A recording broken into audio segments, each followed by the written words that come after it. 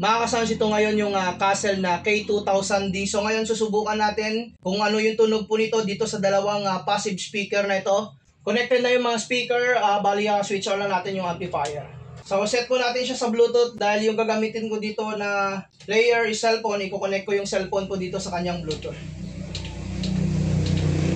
So mga ka-sounds, ito po yung sound check po natin. Bali battle mix lang yung gagamitin po natin dito para hindi tayo makapiright.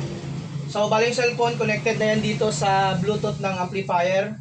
So play tayo ng music. So dahan-dahan tayo sa pag-volume. Yan.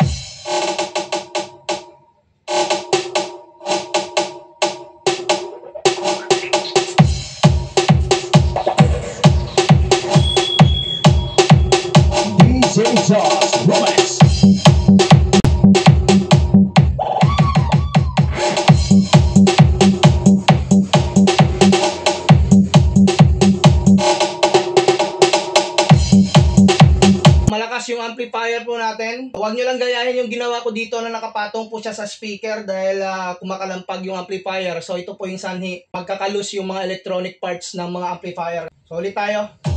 Yan.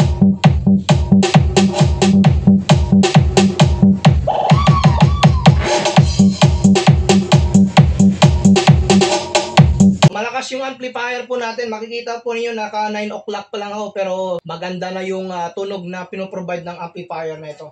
So kung gusto niyo mag-avail ng ganitong klaseng integrated amplifier, paki-click lamang yung ating yellow basket.